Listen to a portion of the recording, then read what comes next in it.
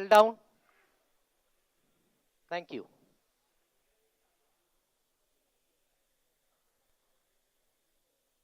गई है कि बस अब से कुछ देर में यानी कि अगले 3 से 4 मिनट में ये प्रेस ब्रीफिंग शुरू होगी। ये भी बताया गया कि जानकारी आपको दी जाएगी पूरी, लेकिन किसी भी तरह के क्वेश्चंस को फिलहाल इस पर एंटरटेन नहीं किया जाएगा। यानी कि वैसे भी क्योंकि ये सेना का मामला है तो जितना ज़रूरी है उतनी चीज़ों को ब्रीफ किया जाएगा और अब से 3 से 4 मिनट पर आप ये मान के चलिए कि ये प्रेस कॉन्फ्रेंस शुरू हो जाएगी। मेरे साथ जे सोढ़ी साहब और सोहेल काज़मी जी भी हैं, एक एक रिएक्शन में उनसे भी ले लेता हूँ। सोढ़ी साहब, आपको क्या लगता है कि अब भी अगर कोई बातचीत की वकालत करे तो फिर क्या करना चाहिए? और मुझे लगता है कि इन परिस्थितियों में क्या बातचीत की कोई संभावना बनती है considering past also? Jain ji, ये मेरा सौभाग्य है कि मैं आपके न्यूज चैनल विख्यात को पैनलिस्ट के साथ हूं। सबसे पहले मैं भारत सरकार, भारतीय सेना, वायुसेना, नौसेना को नमन और सलाम करना चाहूंगा जो ये सफल ऑपरेशन सिंदूर हुआ है। और मैं देशवासियों को हार्दिक मुबारकबाद देना चाहूंगा जिस तरह से भारत ने पाकिस्तान से खून का बदला खून लिया है। देखिए, पाकिस्तान ऐसा देश है जिसकी बुनियाद भारत विरोधी और हिंदू धर्म नियत और नीतियों पर बनी है। हम जितनी भी कोशिश कर लेंगे वो जहरीला सांप है जो हमें हमेशा डसता रहेगा। जो लोग अमन की आशा की बात करते हैं, मैं उनसे गुजारिश करूंगा, जाइए थोड़े हफ्ते पाकिस्तान में रहिए, फिर आपको अमन की आशा, आप कभी उसके बारे में सोचेंगे नहीं, क्योंकि वो ऐसा कट्टरपंथी देश है। जिस तरह से आपको आजादी भारत में है बातचीत करने की, खाने की, पहनने की, इसका एक छोटा हिस्सा भी पाकिस्तान में नहीं है। तो ये लोग जो लोग बात करते हैं अमन की आशा की, पाकिस्तान से बातचीत की, ये अपनी सियासती या तो रोटियां सिखाते हैं या फिर उन्हें कुछ पैसा मिलता है वहां से, जो ऐसी अनाप शनाप गलत बातें करते हैं। हकीकत ये है कि पाकिस्तान एक जहरीला सांप है।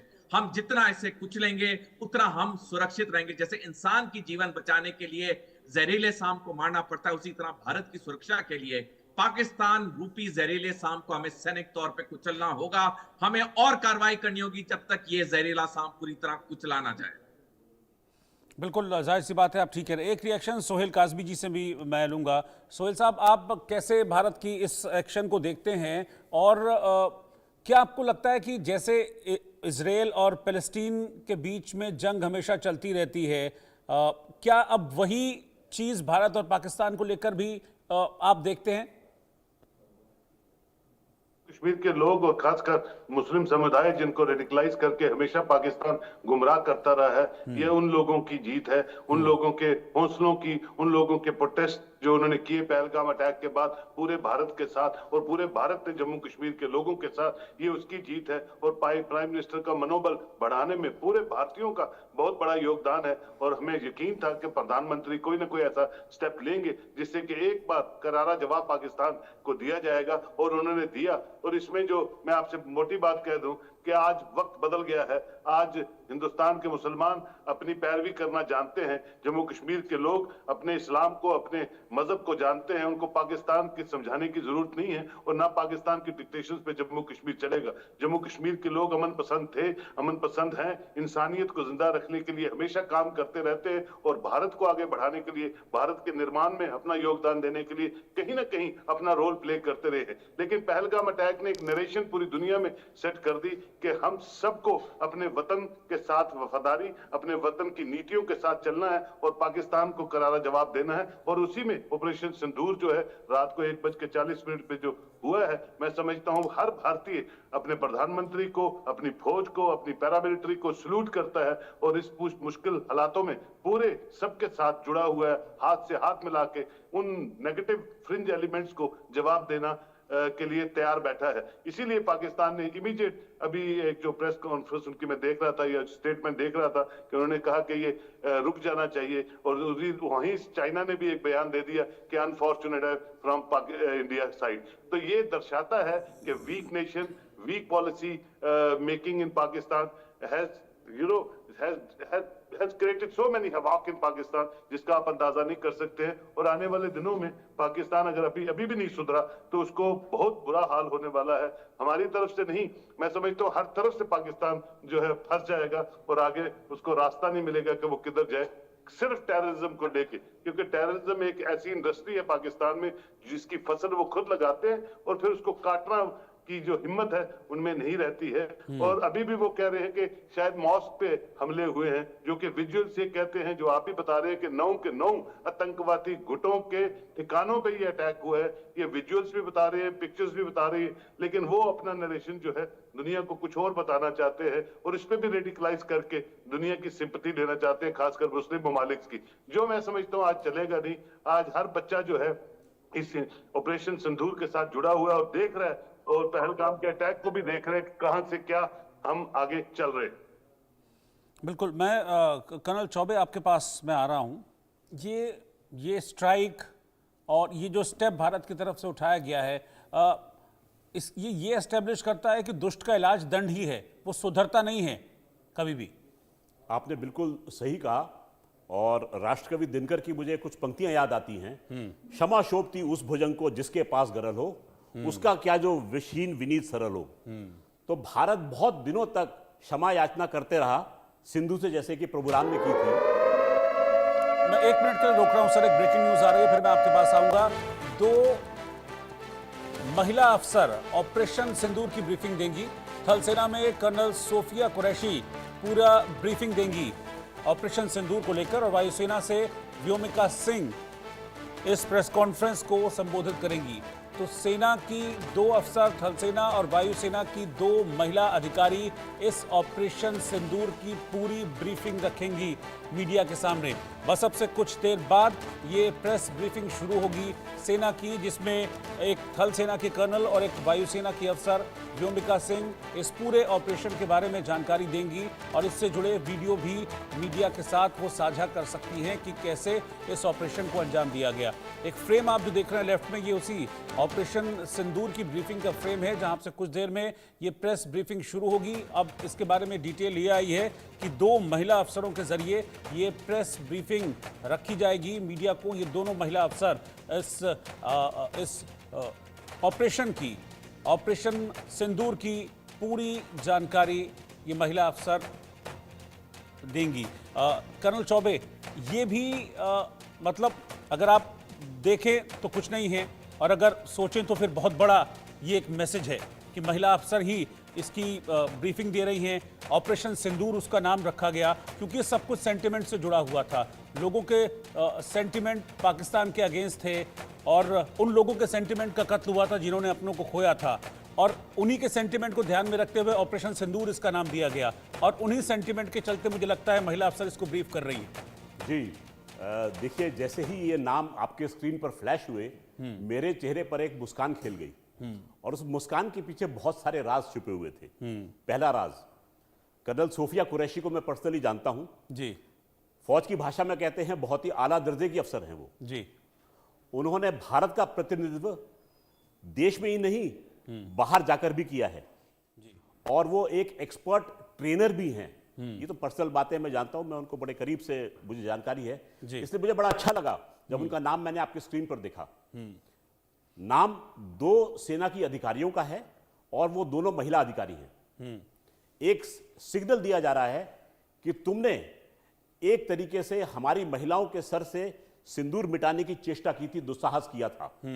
हमने ऑपरेशन सिंदूर अंजाम दिया है, और आज भारत की वीर नारियां जो हैं, जो बेटियां हैं, वो स्क्रीन पर आकर तुमको अपनी ही वाणी में उसका जवाब देंगी।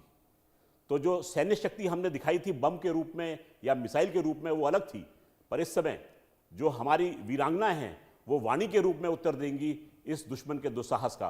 तो ये बड़े अच्छे संकेत हैं, बड़ी अच्छी बात लगी मुझे ये देखकर। ठीक है, मैं आपके पास लौटता हूं सर। इस बीच एक ब्रेकिंग न्यूज आ रही है एक और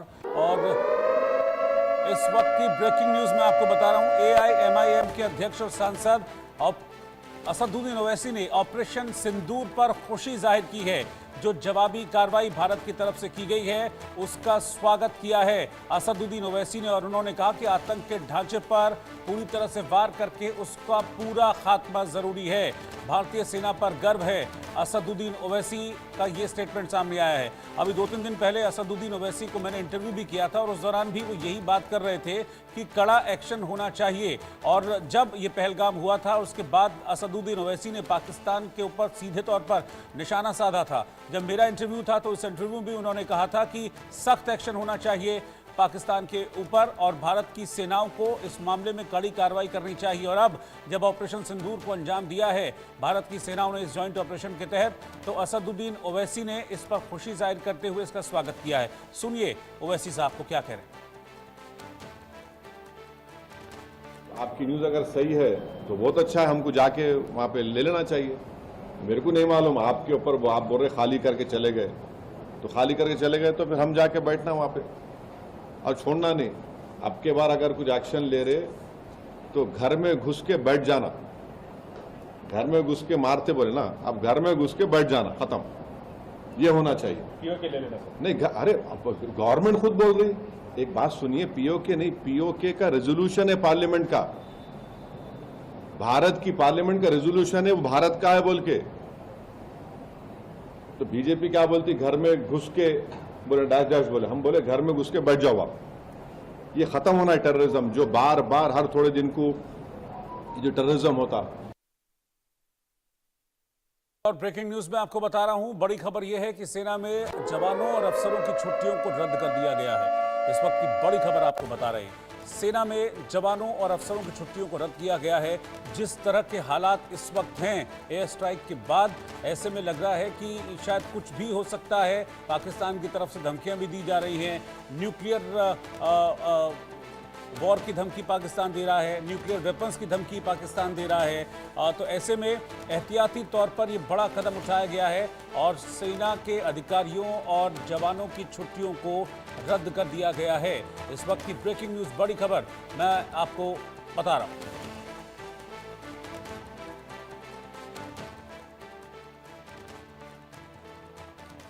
और ये ऑपरेशन सिंदूर की प्रेस ब्रीफिंग से जुड़ी सीधी तस्वीरें मैं आपको दिखा रहा हूं और आप देख सकते हैं कि जैसा हमने आपको बताया था कि सेना की 2 अधिकारी यहां इस प्रेस ब्रीफिंग के दौरान मौजूद रहेंगी और इस प्रेस मीट को वो संबोधित भी करेंगी, ऑपरेशन सिंदूर की पूरी जानकारी देंगी। तो ये प्रेस ब्रीफ सेना की अब शुरू हो रही है।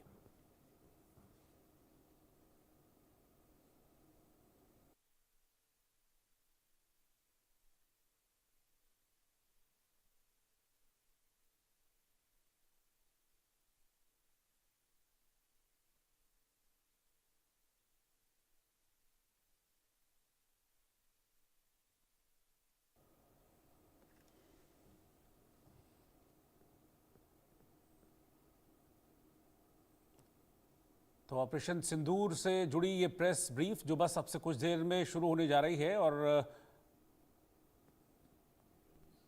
पूरी जानकारी अब ऑपरेशन सिंदूर की दी जाएगी। और ये देखिए, ये तस्वीरें इससे जुड़ी शायद चलने लगी।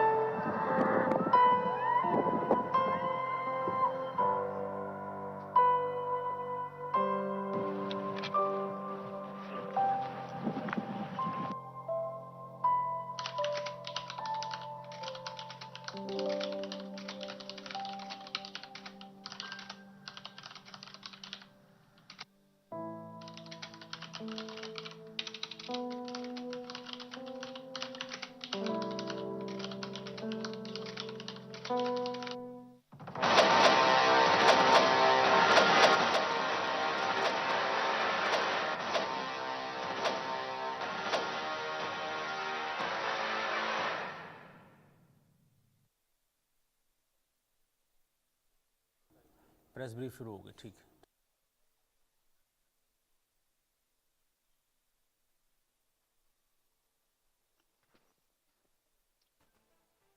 नमस्कार। इस ब्रीफिंग में शामिल होने के लिए आप सभी का धन्यवाद। जैसा कि आप सभी जानते हैं, 22 अप्रैल 2025 को लश्कर तैयबा से संबंधित पाकिस्तानी और पाकिस्तान प्रशिक्षित आतंकवादियों ने भारत में जम्मू और कश्मीर के पहलगाम में भारतीय पर्यटकों पर बर्बरतापूर्ण हमला किया। 25 भारतीयों और एक नेपाली नागरिक को कायरतापूर्ण मौत के घाट उतार दिया गया। मुंबई के 26 नवंबर 2008 के हमलों के बाद यह भारत में हुई किसी आतंकवादी हमले में मारे गए आम नागरिकों की संख्या की दृष्टि से सबसे गंभीर घटना है। पहलगाम का हमला अत्यधिक बर्बरतापूर्ण था, जिसमें वहां मौजूद लोगों को करीब से और उनके परिवारों के सामने सिर पर गोली मारी गई। हत्या के इस तरीके से परिवार के सदस्यों को जानबूझकर आघात पहुंचाया गया। साथ ही उन्हें यह नसीहत भी दी गई कि वे वापस जाकर इस संदेश को पहुंचा दें। यह हमला स्पष्ट रूप से जम्मू और कश्मीर में बहाल हो रही सामान्य स्थिति को बाधित करने के उद्देश्य से किया गया था।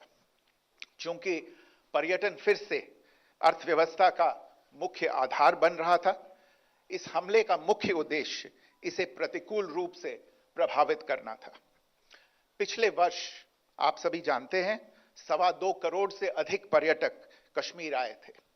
इस हमले का मुख्य उद्देश्य इसलिए संभवतः यह था कि इस संघ राज्य क्षेत्र में विकास और प्रगति को नुकसान पहुंचाकर इसे पिछड़ा बनाए रखा जाए और पाकिस्तान से लगातार होने वाले सीमा पार आतंकवाद के लिए उपजाऊ जमीन बनाने में सहायता की जाए।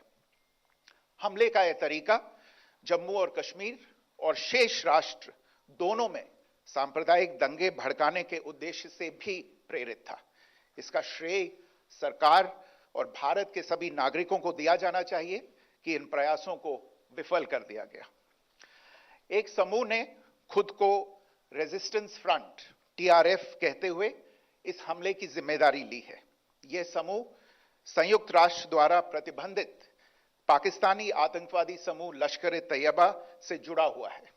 यह उल्लेखनीय है कि भारत ने मई और नवंबर 2024 में संयुक्त राष्ट्र की 1267 कमेटी की सैंक्शंस मॉनिटरिंग टीम को अर्धवार्षिक रिपोर्ट प्रस्तुत की थी, जिसमें टीआरएफ के बारे में साफ इनपुट दिए गए थे। इससे पाकिस्तान स्थित आतंकवादी समूहों के लिए कवर के रूप में टीआरएफ की भूमिका सामने आई थी। इससे पहले भी दिसंबर 2023 में भारत ने इस टीम को लश्कर तैयबा और जैश-ए मोहम्मद के बारे में सूचित किया था, जो टीआरएफ जैसे छोटे आतंकवादी समूहों के माध्यम से अपनी गतिविधियों को संचालित कर रहे हैं। इस संबंध में 25 अप्रैल को यूएन सिक्योरिटी काउंसिल प्रेस वक्तव्य में टीआरएफ के संदर्भ को हटाने के लिए पाकिस्तान के दबाव पर भी ध्यान दिया जाना चाहिए। पहलगाम आतंकवादी हमले की जांच से पाकिस्तान के साथ आतंकवादियों के संपर्क उजागर हुए हैं। रेजिस्टेंस फ्रंट द्वारा किए गए दावे और लश्कर तैयबा से ज्ञात सोशल मीडिया हैंडल द्वारा इसको रीपोस्ट किया जाना इसकी पुष्टि करता है। चश्मदीद गवाहों और विभिन्न जांच एजेंसियों को उपलब्ध अन्य सूचनाओं के आधार पर हमलावरों की पहचान भी हुई है। हमारी इंटेलिजेंस ने इस टीम के योजनाकारों और उनके समर्थकों की जानकारी जुटाई है। इस हमले की रूपरेखा भारत में सीमा पार आतंकवाद को अंजाम देने के पाकिस्तान के लंबे ट्रैक रिकॉर्ड से भी जुड़ी हुई है, जिसके लिखित और स्पष्ट दस्तावेज उपलब्ध हैं। पाकिस्तान दुनिया भर में आतंकवादियों के लिए एक शरण स्थल के रूप में पहचान बना चुका है।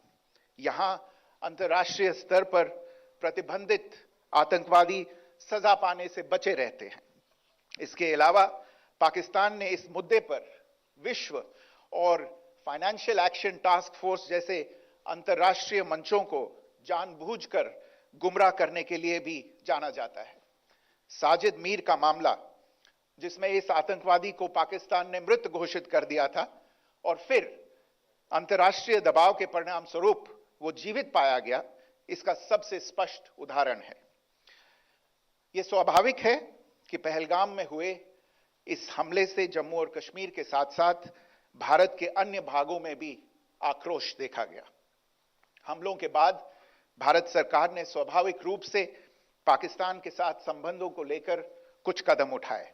आप सभी उन निर्णयों से अवगत हैं जिसकी घोषणा 23 अप्रैल को की गई थी। तथापि यह आवश्यक समझा गया कि 22 अप्रैल के हमले के अपराधियों और उनके योजनाकारों को न्याय के कटघरे में लाया जाए। हमलों के एक पखवाड़े के बाद भी पाकिस्तान द्वारा अपने क्षेत्र या अपने नियंत्रण वाले क्षेत्रों में आतंकवादियों की इंफ्रास्ट्रक्चर के विरुद्ध कार्रवाई करने के लिए कोई स्पष्ट कदम नहीं उठाया गया है। उल्टे वो इनकार करने और आरोप लगाने में ही लिप्त रहा है। पाकिस्तान आधारित आतंकवादी मॉड्यूल्स पर हमारी खुफिया निगरानी ने संकेत दिया है कि भारत के विरुद्ध आगे भी हमले हो सकते हैं। अतः इनको रोकना और इनसे निपटना दोनों को बेहद आवश्यक समझा गया। आज सुबह, जैसा कि आपको ज्ञात होगा, भारत ने इस तरह के सीमा पार हमलों का जवाब देने और उन्हें रोकने तथा उनका प्रतिरोध करने के अपने अधिकार का प्रयोग किया है। यह कार्यवाही नपीतुली, नॉन एस्केलेटरी, आनुपातिक और जिम्मेदारीपूर्ण है। यह आतंकवाद की इंफ्रास्ट्रक्चर को समाप्त करने और भारत में भेजे जाने वाले संभावित आतंकवादियों को अक्षम बनाने पर केंद्रित है। आपको यह भी स्मरण होगा कि 25 अप्रैल 2025 को संयुक्त राष्ट्र सुरक्षा परिषद ने पहलगाम आतंकवादी हमले पर एक प्रेस वक्तव्य जारी किया था, जिसमें आतंकवाद के इस निंदनीय कार्य के अपराधियों, आयोजकों, फाइनेंसरों और प्रायोजकों को जवाबदेह ठहराने और उन्हें न्याय के दायरे में लाने की आवश्यकता पर जोर दिया गया था।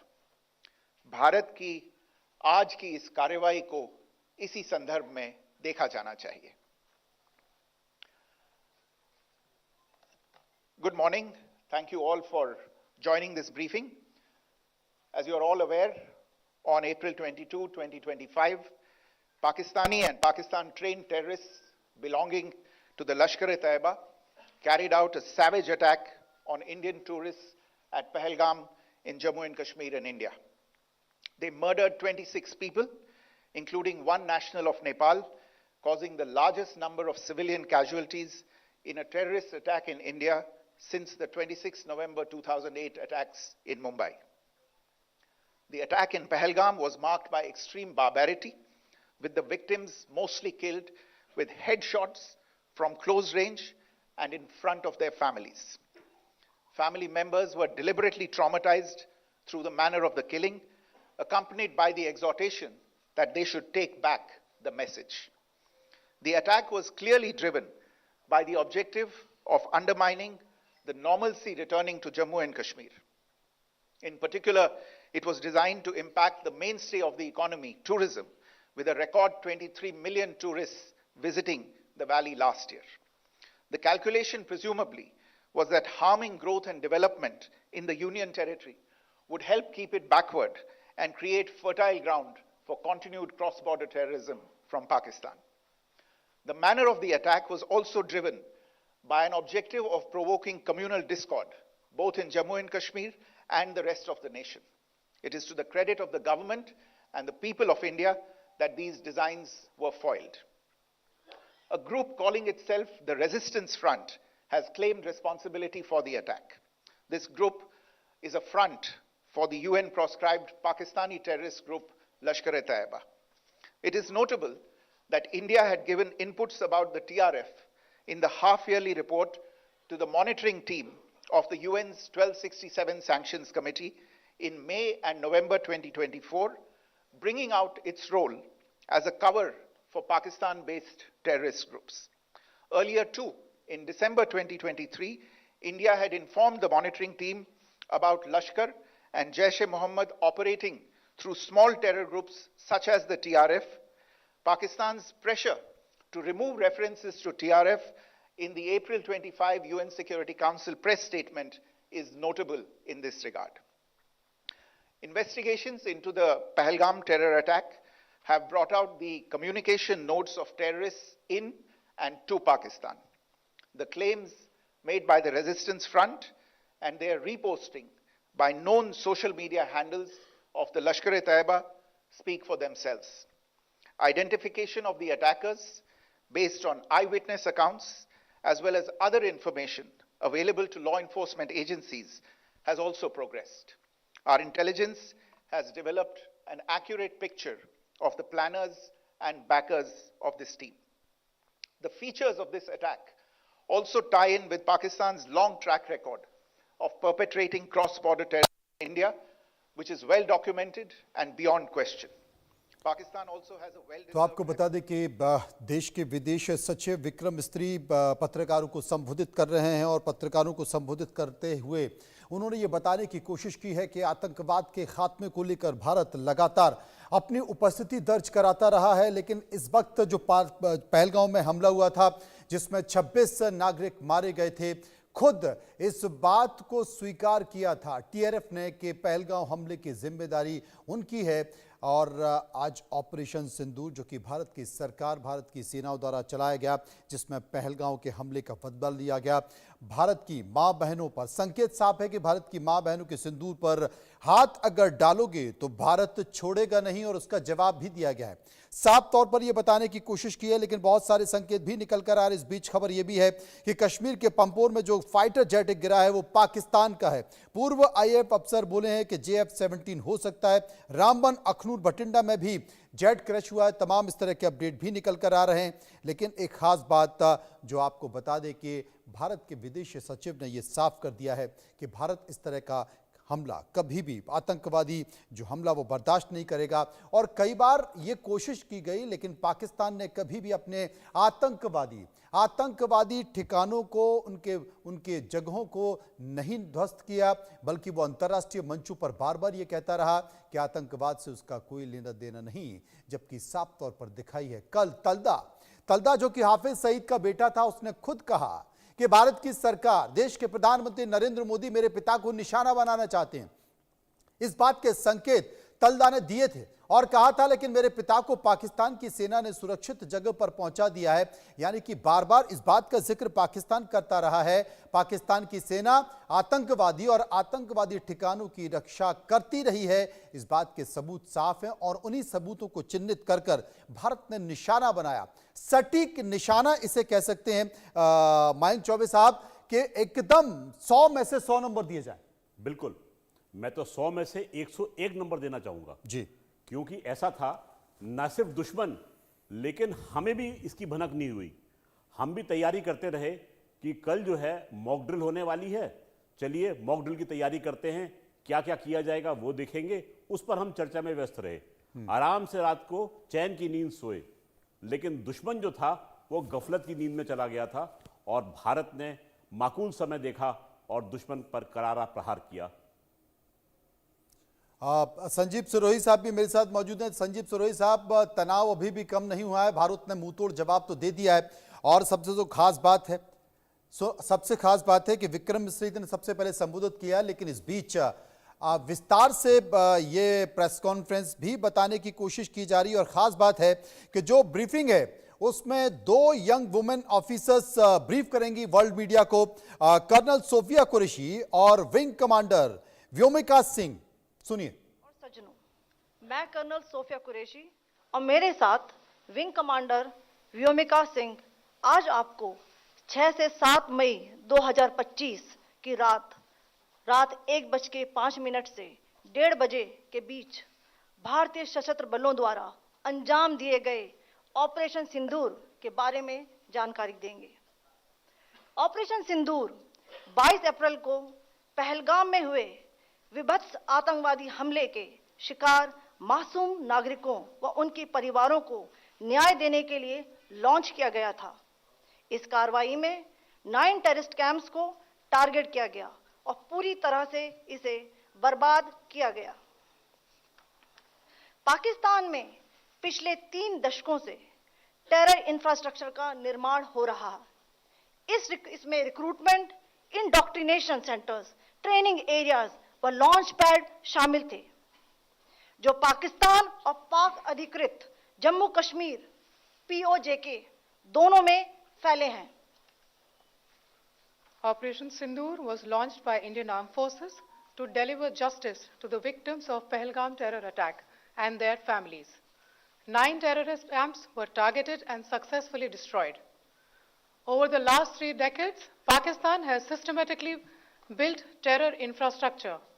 It is a complex web of recruitment and indoctrination centers, training areas for initial and refresher courses, and launch pads for handlers.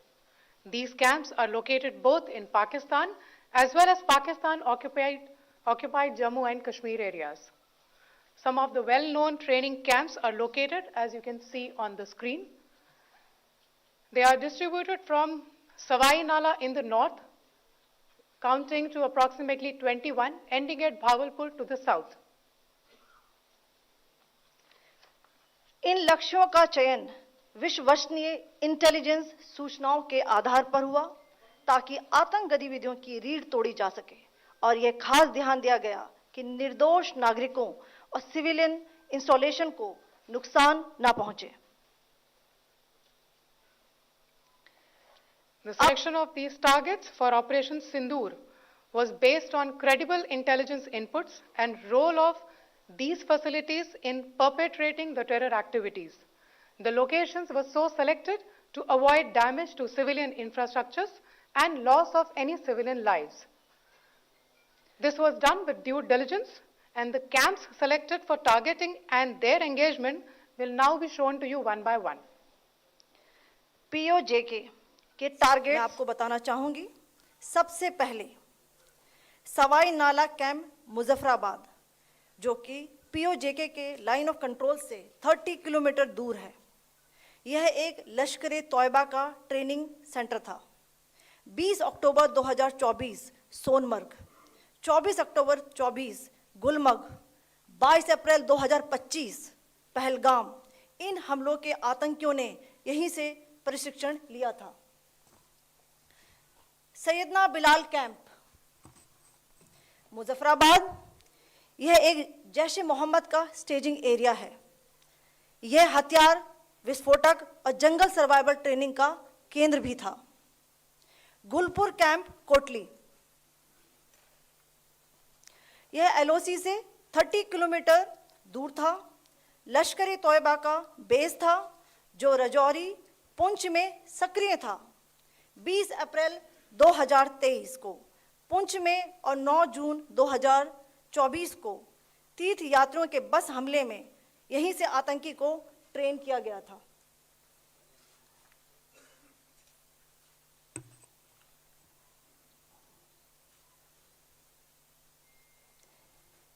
Barnala camp बिंबर, ये LOC से 9 किलोमीटर दूर है।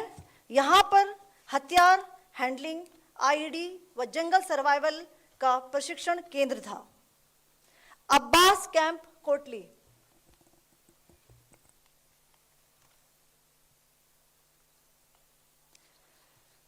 यह LOC से 13 किलोमीटर दूर है। लश्कर तौयबा का फिदाइन यहां तैयार होता था। इसकी कैपेसिटी 15 टेररिस्ट को ट्रेन करने की थी।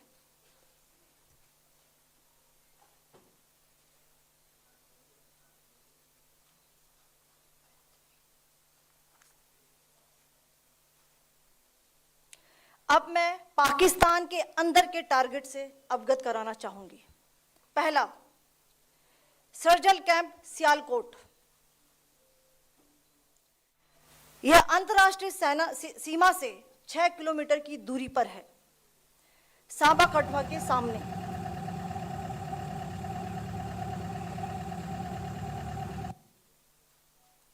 मार्च 2025 में जम्मू एंड कश्मीर पुलिस के 4 जवानों को की जो हत्या की गई थी, उन आतंकवादियों को इसी जगह पर ट्रेन किया गया था। दूसरा, महमूना जाया कैंप सियालकोट, यह 18 से 12 किलोमीटर IB से दूर था। हिजबुल मुजाहिदीन का बहुत बड़ा कैंप था। यह कठुआ जम्मू क्षेत्र में आतंक फैलाने का नियंत्रण केंद्र था। पठानकोट एयरफोर्स बेस पर किया गया हमला भी इसी कैंप से प्लान और डायरेक्ट किया गया था। मरकज ताइबा मुरीद के, यह आईबी से 18 से 25 किलोमीटर दूरी पर है। 2008 के मुंबई हमले के आतंकी भी यहीं से प्रशिक्षित हुए थे। अजमल कसब व डेविड हेडली भी यहां ट्रेन हुए थे।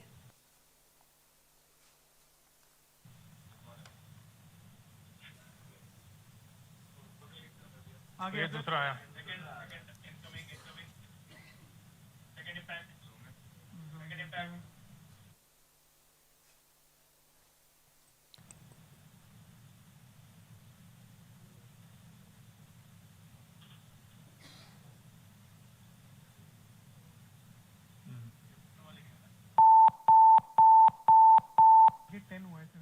टारगेट 10 हुआ, एंक्लोजर सेम ही है।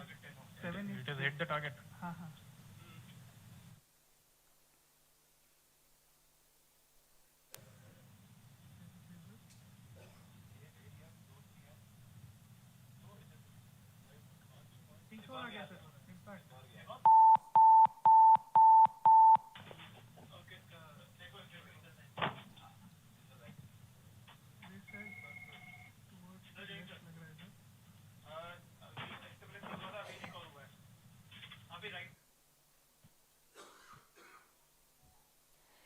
मरकज सुभान अल्लाह भावलपुर, ये इंटरनेशनल बाउंड्री से 100 किलोमीटर दूर है। जैश ए मोहम्मद का मुख्यालय था। यहाँ पर रिक्रूटमेंट, ट्रेनिंग व इंडोक्ट्रिनेशन का केंद्र भी था। शीर्ष आतंकी अक्सर यहाँ आते थे। मैं आप सबको बताना चाहती हूँ कि किसी भी सैन्य ठिकाने का निशाना नहीं बनाया गया और अभी तक किसी तरह की नागरिक क्षति की रिपोर्ट नहीं है। धन्यवाद। जय Hind. The strike on the terror camps were undertaken through precision capability, as shown to you. A niche technology weapons with careful selection of warheads was ensured so that there will be no collateral damage. The point of impact in each of the target was a specific building or a group of buildings. All the targets were neutralized with clinical efficiency, and the results reiterate the professionalism of the Indian Armed Forces in the planning and execution of their operations. No military establishments were targeted. India has demonstrated considerable restraint in its response. However, it must be said that the Indian Armed Forces are fully prepared to respond to Pakistani misadventures, if any, that will escalate the situation. Jai Hind, and thank you very much. Ladies and gentlemen, friends in the media, I ask your indulgence today in view of the fact that this is still an evolving situation. We will therefore not be able to take questions and answers today, but we will come back for more updates and more briefings shortly. Thank you all very much for joining us this morning. Thank you. Jai Hind.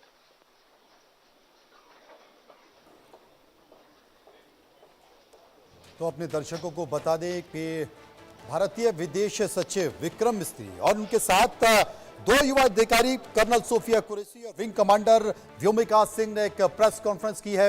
World media को संबोधित किया है और world media को संबोधित करते हुए उन्होंने साफ तौर पर कहा है कि पाकिस्तान हमेशा आतंक को पालता रहा है। पाकिस्तान 3 दशकों से ज्यादा आतंक को पालता रहा है और उन्होंने विस्तार से अपने इस ऑपरेशन सिंदूर की जानकारी दी है। अपने ऑपरेशन सिंदूर के दौरान उन्होंने बताया कि 1 बजे से लेकर 1:30 बजे तक ये ऑपरेशन सिंदूर चलाया गया। इसमें पहलगांव हमले के जो पीड़ित हैं उन्हें न्याय दिलाने की कोशिश की गई है। 3 दशकों से लगातार अपनी सरजमी से आतंक फैलाने वाले पाकिस्तान को और आतंकी संगठनों को निशाना बनाने की कोशिश की गई है। साफ तौर पर यह भी कहा कि पाकिस्तान के पीओके में जम्मू कश्मीर का जो पीओके एरिया है वहां पर यह ऑपरेशन चलाया गया।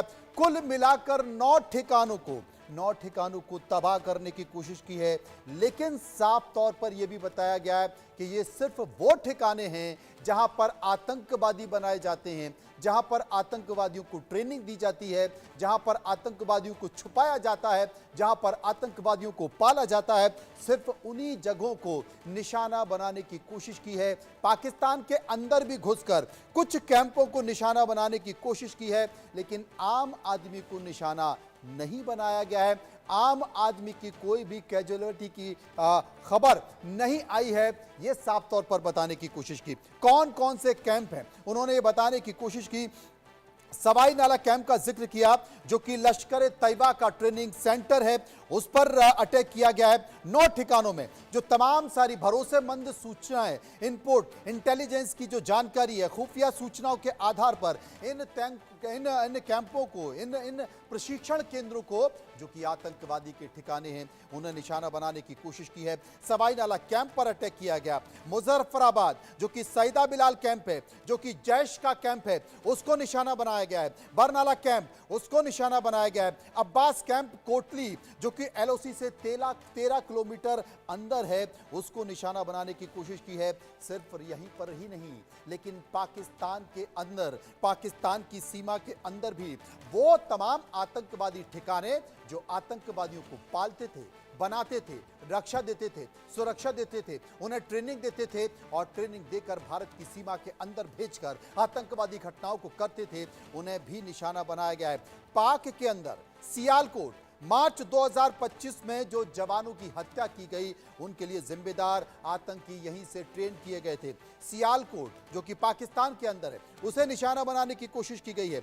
महमूना, जहानुमा सियालकोट, इसे निशाना बनाया गया है। आतंकवादियों का अड्डा, ठिकाना मरकज तैयबा मुरीद के, इसे निशाना बनाया गया है। और यहां पर मरकज तैयबा मुरीद के, जो कि कसाब को भी यहीं से ट्रेनिंग मिली थी।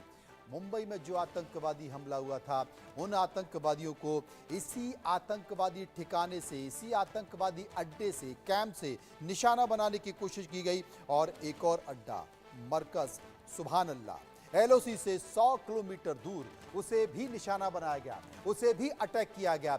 चुन चुनकर 9 ठिकाने। कर्नल सोफिया ने कहा, व्योमिका सिंह ने बताया, विंग कमांडर व्योमिका सिंह ने बताया कि किस तरीके से इन 9 आतंकी ठिकाने, 9 आतंकी कैंप, उनके प्रशिक्षण संस्थान, उनको भारत की सेना ने निशाना बनाया, सटीकता से निशाना बनाया और इनको तबाह किया।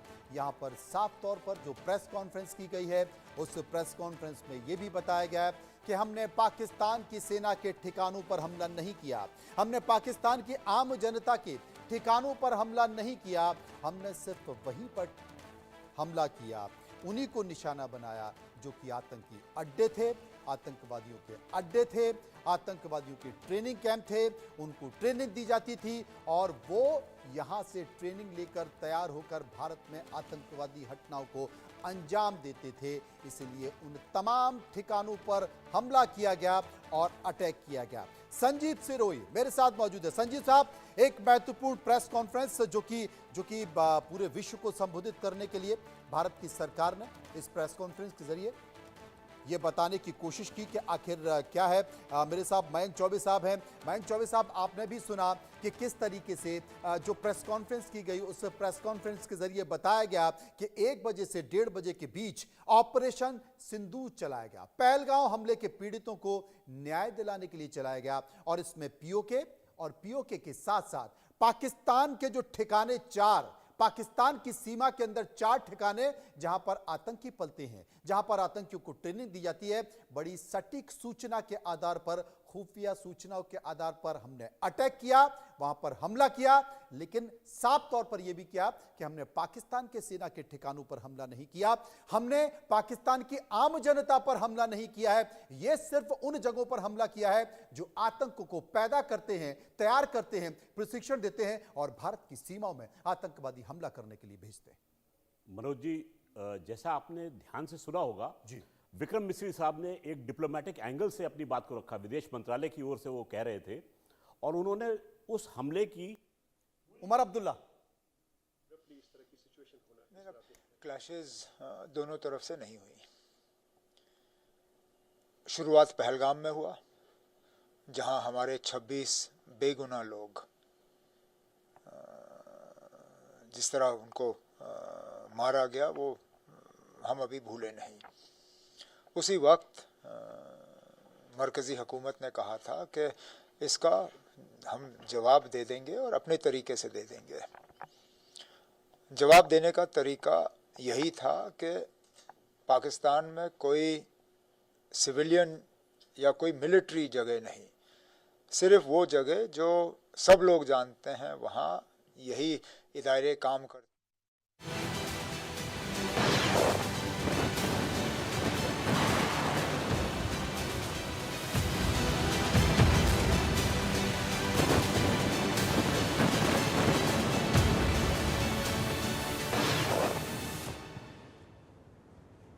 ऑपरेशन सिंदूर से दहला पाकिस्तान। राम राम, स्वागत है आप सभी का। आप देख रहे हैं इंडिया न्यूज हरियाणा, आपके साथ मैं दीप्ति द्विवेदी। आपको बता दें कि आखिरकार भारत ने बदला ले ही लिया पाकिस्तान से। पाकिस्तान को मुंहतोड़ जवाब दिया है और खुली चेतावनी दी है।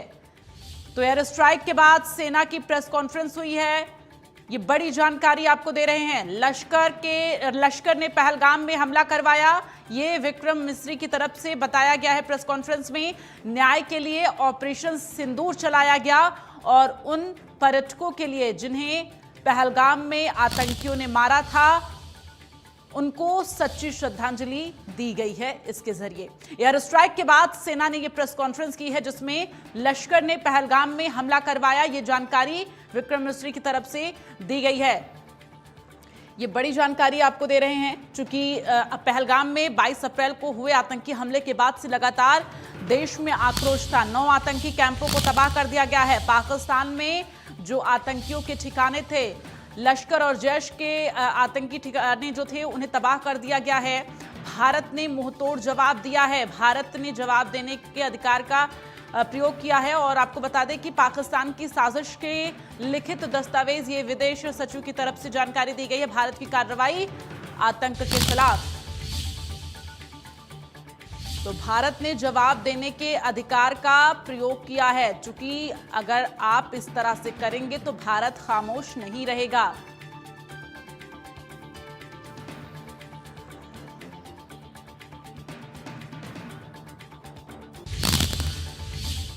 और चलिए आगे बढ़ते हुए आपको जानकारी दे दें कि दिल्ली में इस वक्त जो मीटिंग है वो शुरू हो चुकी है। दिल्ली में सीसीएस की जो बैठक है वो शुरू हो चुकी है। ये बड़ी जानकारी आपको दे रहे हैं। पीएम नरेंद्र मोदी इस बैठक की अध्यक्षता कर रहे हैं। ये बड़ी जानकारी, बड़ा अपडेट आपको दे रहे हैं। केंद्रीय मंत्री राजनाथ सिंह इस वक्त बैठक में मौजूद हैं और इसके साथ ही गृह मंत्री अमित शाह, विदेश मंत्री एस जयशंकर बैठक में शामिल हुए हैं। तमाम इस वक्त दिग्गज बैठक में मौजूद हैं और बैठक में कई मुद्दों को लेकर चर्चा की जा रही है। चूंकि जिस तरह से एयर स्ट्राइक भारत ने की है और पाकिस्तान को मुंहतोड़ जवाब दिया गया है, उसके बाद अब आगे की रणनीति जो है उस पर चर्चा इस बैठक में की जा रही है। तो ये बड़ी जानकारी है, बड़ा अपडेट आपको दे रहे हैं। इस वक्त दिल्ली में हाई लेवल की मीटिंग चल रही है। राष्ट्रीय सुरक्षा सलाहकार अजीत डोभाल भी इस वक्त बैठक में मौजूद हैं। रक्षा मंत्री राजनाथ सिंह जानकारी दे रहे हैं। इस पूरे एयर स्ट्राइक को लेकर रक्षा मंत्री की तरफ से जानकारी दी जा रही है। ऑपरेशन सिंदूर की जानकारी दे रहे हैं रक्षा मंत्री राजनाथ सिंह। आप समझिए, ऑपरेशन सिंदूर के जरिए उन आतंकियों के ठिकानों को नेस्तनाबूद कर दिया गया है जो भारत की तरफ आंख उठाकर देखते थे, जो भारत को नुकसान पहुंचाने की सोचते थे। उन आतंकियों के ठिकानों को धुआं धुआं कर दिया गया है। 9 ठिकाने तबाह किए गए हैं और इसके साथ ही अब लगातार भारत एक्शन ले रहा है। इससे पहले भी बैठकों के जरिए कई एक्शन लिए गए थे, लेकिन भारत का हर एक नागरिक चाहता था कि पाकिस्तान को उसके भाषा में ही, उसी के भाषा में जवाब दिया जाए। तो रक्षा मंत्री राजनाथ सिंह फिलहाल बैठक में जानकारी दे रहे हैं ऑपरेशन सिंदूर को लेकर।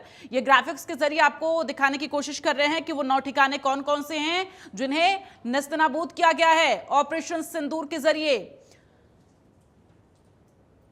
तो आपको बता दें कि मुजफ्फराबाद, कोटली, गुलपुर, भीमबर, ये तमाम वो जगह हैं, चक अमरू, जहां पर पाकिस्तान में आपको बता दें आतंकी ठिकाने हैं और पीओके में जो आतंकी ठिकाने हैं उन्हें नेस्तनाबूद कर दिया गया है। बहावलपुर में मौलाना मसूद अजहर की जो मदरसा है वहां पर 4 मिसाइलें दागी गई हैं और इसका सबूत खुद पाकिस्तानी जो नागरिक हैं वो वीडियो बनाकर सोशल मीडिया पर डाल रहे हैं और दे रहे हैं। ये तस्वीरें आपको दिखा रहे हैं बहावलपुर में।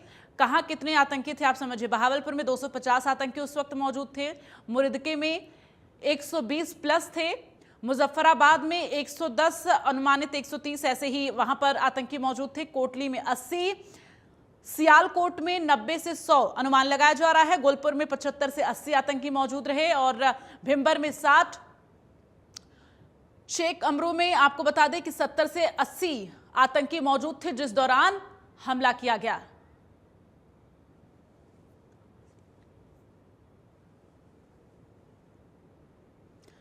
तो ये ग्राफिक्स के जरिए आपको बताने की कोशिश कर रहे हैं वो आतंकी ठिकाने जिन्हें तबाह किया गया, वहां पर कुल कितने आतंकी मौजूद।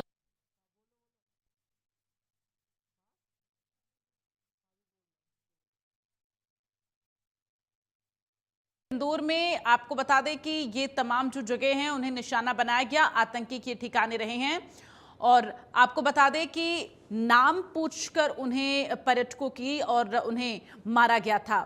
22 अप्रैल का वो खौफनाक मंजर पहलगाम का कैसे भला कोई भूल सकता है, जहां पर नवविवाहितों के